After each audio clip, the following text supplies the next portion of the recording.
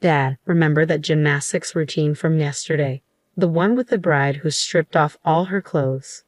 The atmosphere in the wedding reception hall went dead silent at my daughter's words. Just as the bride was about to read a letter to her parents, 5-year-old Tina blurted it out. The bride's face turned to stone, and Luke, who was holding Tina on his lap, looked like he'd seen a ghost. As the eyes of everyone in the hall turned towards our table, Tina continued, "Why would she undress if it wasn't bath time? You'll catch a cold if you undress anywhere other than the bathroom." To a child, it might be an innocent question, but adults instantly understood the implication. The hall couldn't settle down. The murmur was still there. Luke took Tina outside, and the female hosts, although shaken, tried to continue the ceremony. Encouraged by the host, the bride tried to resume reading her letter, but her voice was clearly trembling. Usually, you'd hear sniffling and see tears of emotion filling the hall, but not a sound could be heard. Tina's comment had turned what should have been a joyous event into complete chaos. "I'm Bianca, 33 years old, and I live with Luke and our 5-year-old daughter Tina. Luke has a brother who got married a bit late at 40 to a much younger woman, who's 28. Finally, they decided to tie the knot. At the family meeting about the engagement, my brother-in-law seemed utterly smitten with his fiancée. It was really heartwarming to see. Who could have thought that attending my brother-in-law's wedding as a family of 3 would lead to such a disaster?" Naturally, after the wedding reception ended, the bridal suite turned into a scene of chaos. I immediately confronted Luke. "What was that all about?" "That's just Tina being Tina. Don't take it seriously," he replied. "Our kid just disrupted the whole ceremony. Of course I'm rattled. And it's your lack of discipline that led to this. You need to teach her better manners." Luke then quickly handed Tina over to me and left in a hurry. I felt like he was running away from me. We were staying at Luke's parents' house that night before the wedding because it took place at a hotel near his hometown, and we live far away. His parents are genuinely kind people. They always have my back. Unlike some of my friends who dislike going to their in-laws, I've never felt uncomfortable there. That's why we had planned to take a week-long vacation around the time of the wedding and relax at Luke's parents' house before heading home. Even though both my brother-in-law and sister-in-law are planning on living in that house, it's spacious enough to accommodate us comfortably. Tina, who's usually told not to run around in our cramped apartment, seemed excited and restless, walking all over the house to explore. Come to think of it, I recall Luke and my sister-in-law being absent for a bit last night when we were having a good time drinking with my brother-in-law and parents-in-law. "Mom, Dad's playing around. Tina wants to join in too." I feel like Tina did say something like that. Who would have thought that what she was referring to was Luke and my sister-in-law cheating in the bridal suite? My brother-in-law and sister-in-law spent a long time talking. Eventually, we decided to head to the after-party. Our friends were waiting for us at the after-party, but Tina and I ended up going back to my parents-in-law's house. If what Tina said is true, I am so sorry. My mother-in-law kept apologizing, looking genuinely regretful as we left the hall. "Please stop. Luke is the one who's at fault here. But even though you've done nothing wrong, it's my fault for not properly teaching him how to treat women. No family could possibly teach that level of decency." When we arrived at my parents-in-law's home, Luke was already back, sitting alone, watching TV, and drinking a beer. Standing tall, my mother-in-law broke the ice. "So, what kind of gymnastics are we talking about? I'd love to see it." "That's not it. I was just asking my future sister-in-law to look after my brother." "What a considerate younger brother you are, but I can't imagine Tina lying. She's only 5 years old, and she often says strange things. Tina is my granddaughter, and she's very bright.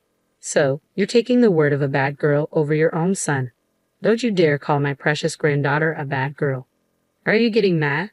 Both my mother-in-law and I had our suspicions about Luke, but we couldn't push it further based solely on the word of a 5-year-old. Luke wouldn't admit anything. He just went into a sulk and locked himself in his room. 2 days after the wedding, both my mother-in-law and I kept an eye on Luke, but he didn't do anything suspicious. Well, my brother-in-law and sister-in-law went off on their honeymoon, so it's not like he had a chance to be suspicious anyway. Meanwhile, Tina, ever the little explorer around the house, found something unbelievable. "Mommy, what does this say?" Tina can't read cursive yet. "You shouldn't be going through Grandma and Grandpa's stuff." "No, it wasn't like that. I found this in Dad's bag." Is it a letter? Tina has written to her friends at preschool before. Let me see. Shockingly, it was a letter from my sister-in-law to Luke. No, calling it a letter doesn't quite do it justice. It was undeniably a love letter. The letter read, Dear Luke, the day before the wedding was so exciting, wasn't it? We have to be cautious for a while since we're being watched at home, but we'll definitely have a chance, so don't give up. You're the only one I love, Luke. The reason I married an older man is so I could be with you. Come get me soon. I couldn't let myself break down in front of Tina, so I forced myself to keep my composure. This is a work-related letter, so Mom will take care of it, okay? Okay, Tina replied cheerfully, heading off on another household adventure. So Tina wasn't mistaken after all. She really did see what was happening. I calmly took a photo of the letter and placed it back into Luke's bag. Then I went to the kitchen where my mother-in-law was making pickles. Mother-in-law, Tina found a love letter that sister-in-law sent to Luke. What? As I showed her the photo of the letter on my phone, my mother-in-law's face fell. What is this? It's disturbing. This is unfair to brother-in-law. Why have such a flashy wedding if this is going on? If she didn't love him, why did she marry him? My mother-in-law was visibly angry, her face turning red. At this point, I decided to tell her something that had been bothering me. Luke said he has to go back alone tomorrow because work suddenly came up, even though he was supposed to be on vacation.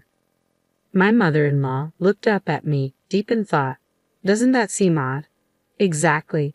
My mother-in-law and I exchanged glances, both of us seemingly concerned about the same thing. The timing is just too perfect. Plus, his brother and his wife are on their honeymoon in Hawaii. Do you think they're planning to meet up there? I nodded in agreement. I hate to say it, but brother-in-law is a very kind person who is unfortunately a bit naive and easily deceived. There is no doubt in my mind that the two of them plan to have a secret meeting without brother-in-law noticing. After all the trouble to finally get married, he ends up with a woman like that. It's even sadder because they seem so happy. Let's go with that. Mother-in-law suddenly stood up and began washing her hands. All right, start packing for Hawaii. Your father's coming too. What? I was genuinely surprised by mother-in-law's sudden declaration, but she looked at me and smiled, clearly pleased. We're going to expose everything. Do they have any idea how much we spent on that wedding? Just because he's marrying a younger woman, we even chipped in 30 grand. This is no joke. We're definitely getting that back. I couldn't help but applaud mother-in-law's determination and immediately started to prepare as well. For some reason, mother-in-law seemed strangely excited, and deep down, I was excited too. Just wait, we'll make them wish they were never born. The next morning, Luke was having breakfast, trying too hard to keep a straight face. It's really a shame you have to work after finally getting some time off. Just relax and enjoy your time. Even though no one was listening, Luke loudly announced his departure, then left in a flurry. We quickly packed our bags. Our parents-in-law, Tina, and I left about 2 hours later. Luckily, we got the tickets in a hotel with no issue. Tina was thrilled, shouting and playing. We chose a lodging spot a bit away from the hotel where we heard brother-in-law would be staying, so we wouldn't attract attention. Upon our arrival, mother-in-law decided to call brother-in-law to see how things were going. How's Hawaii? Responding to mother-in-law, brother-in-law's relaxed voice came through the speakerphone. It's warm and relaxing. We're planning to go to Sea Life Park, Hawaii tomorrow. Look forward to some souvenirs. Brother-in-law seemed to be having a great time but mentioned, well, my wife is going out to dinner with a friend who lives in Oahu tonight, so I'll be alone. Hearing that, mother-in-law lifted her gaze and exchanged glances with me. No doubt Luke and sister-in-law are probably having a secret meeting tonight. Well, enjoy Hawaii. Mother-in-law decided to hang up, perhaps concluding that now was not the time to say anything. It's sad for brother-in-law who is in the dark about all of this. Who would have thought we'd catch Luke and sister-in-law on a date as soon as we landed? Though we have valuable information, my emotions were a mess. I wished it were a lie. I wished it were just sister-in-law's one-sided affection, but Luke had followed her all the way to Hawaii. Ignoring this wasn't an option anymore. After discussing with my parents-in-law, we decided that father-in-law, who could blend in the most, should tail sister-in-law as she left the hotel for her date tonight. Father-in-law put on a hat and a mask, transforming into an unnoticeable passerby in seconds. Way to go, Dad. You're completely unnoticeable. Tina added. Grandpa is sus. She was delighted whether he was being praised or teased. Easily influenced by mother-in-law's words, father-in-law decided to stake out at a cafe in front of the hotel where brother-in-law and his group were staying. Hun, your mission is threefold. 1. Follow daughter-in-law as she leaves the hotel. 2. Confirm she's meeting with Luke. And 3. Keep an eye on her until she enters and leaves another hotel. Got it? Father-in-law nodded earnestly at mother-in-law's forceful instructions. Equipped with his high-sensitivity DSLR camera and a big telephoto lens that he bought as a hobby, he headed out. We were incredibly grateful to father-in-law, who willingly took on the task, despite the long hours it would entail. Mother-in-law, Tina, and I finished dinner and returned to the hotel. After putting Tina to bed, we waited for father-in-law's return. Surprisingly, father-in-law didn't come back until 3 o'clock in the morning. Let me sleep for now, he muttered as he crawled into bed, looking exhausted.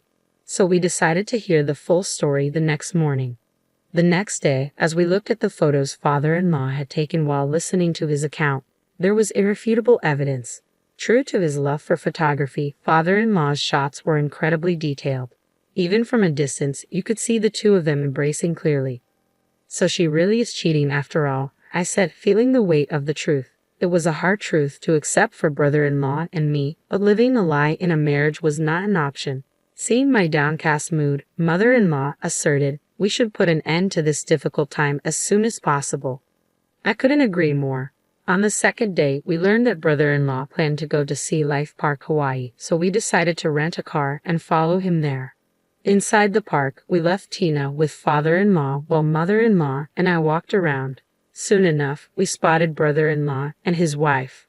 Brother-in-law was genuinely interested in the aquarium displays, while sister-in-law was glued to her phone, showing zero interest in the aquatic life. Just as we were about to approach them, mother-in-law's phone rang. Apparently, father-in-law had spotted Luke coming out of the restroom. They're probably planning to meet discreetly here as well without my son noticing. You're probably right. Let's wait for that moment. We kept our distance and waited for sister-in-law to make a move. As expected, within 10 minutes, she left brother-in-law, who was busy looking at souvenirs, and started walking somewhere. We discreetly followed her into a less crowded exhibit area. When she found Luke, she immediately leaped into his arms and hugged him. Seeing this without any regard for others, something inside me broke. I couldn't hold back any longer. I marched up to the embracing couple and pulled them apart. Luke was shocked, his eyes wide open at my sudden appearance. I unleashed several slaps on him right then and there. Ow, stop it. I honestly don't remember how many times I hit him. I hit him before mother-in-law stopped me. She grabbed sister-in-law, who tried to escape when we showed up. How dare you deceive my precious son?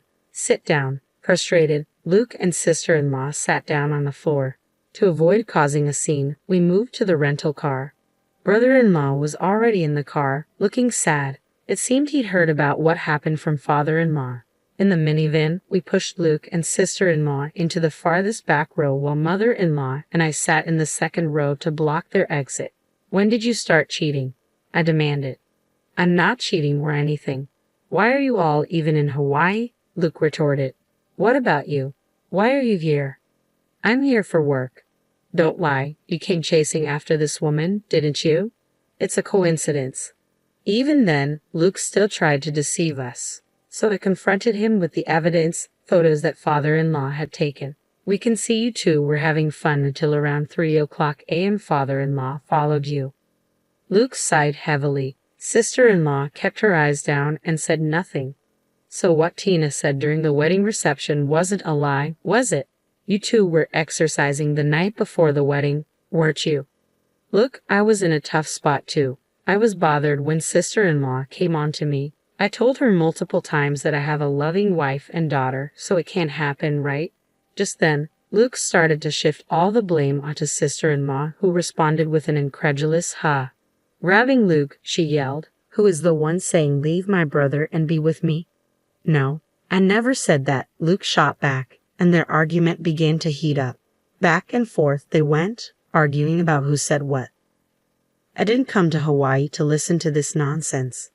Finally, I couldn't hold back any longer. Enough. I don't care who initiated it.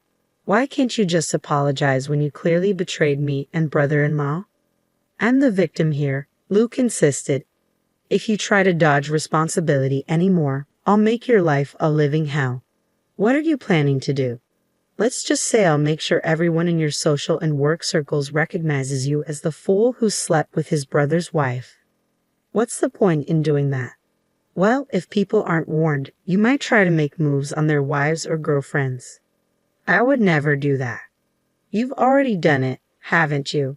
He had no comeback. Luke fell silent. It turned out that during a family dinner that had doubled as a meeting to sort things out, sister-in-law had developed a liking for Luke.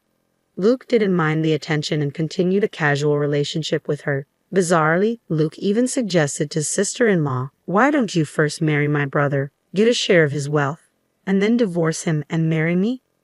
For some unknown reason, sister-in-law seemed to go along with it. Unbelievable. To be swayed by these two. Luke, who is supposed to be my husband, now looks utterly repulsive to me. "This dirty man is all yours. I don't want him anymore," I said.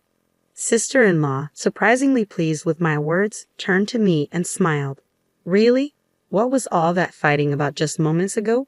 But let me tell you, a man like this will definitely do it again. Cheating outside is one thing, but hitting on a family member is just sick, especially when he falls for a terrible woman like you. There's no cure." Sister-in-law, entirely unfazed by my words, smirked as if she'd won. Is that a cry of defeat? I wondered. Well, do enjoy your few months together then. Even Luke joined in, grabbing sister-in-law's hand and starting to celebrate. What an incredibly cheerful pair they are. "Because of you, I spent $30,000 on a wedding we didn't even need to have. I expect that money back. I'll also be seeking compensation in the divorce proceedings." "I expect $20,000 from each of you," I stated firmly. Hearing my mother-in-law's demand, sister-in-law suddenly shouted, "That's totally unfair." Luke joined in, saying, "As if we can afford that. If you don't pay, we'll go through lawyers and take this to court. If you two can find happiness under a $70,000 debt, be my guest." "This is outrageous. We just love each other a little," Luke protested. "That's precisely the problem. You'll both be held fully responsible for what you did," mother-in-law shot back. Just then, brother-in-law suddenly started moving the rental car. "Where do you think you're going?" I asked. Brother-in-law drove silently and, when he reached a deserted area near the ocean, he took their wallets and cell phones and left them there. I was surprised. I had never seen brother-in-law this angry before. As the rental car pulled away, their cries of "Don't leave us here. Please come back," echoed. "Watch out for snakes and mongooses, okay?" I waved cheerfully as I said this. I wondered how long it would take them to walk back to town from here. I hoped they made it back safely. Just then, I received a call from father-in-law. "Tina is looking for you, Bianca," he said. "We decided to head back to the aquarium. Let's enjoy Hawaii while we're here." "Absolutely," I agreed. We returned to the aquarium. At the large tank, brother-in-law was holding Tina's hand, both engrossed by the sharks. They actually looked happy. Better to see these lovely smiles than waste time on fools. Father-in-law's words lifted my spirits. Brother-in-law also appeared quite relieved, which was surprising considering he was just betrayed by his new wife. "I bet he's hurting inside. I know I am, being betrayed by Luke." But I refused to shed tears over them, and I thought brother-in-law must feel the same.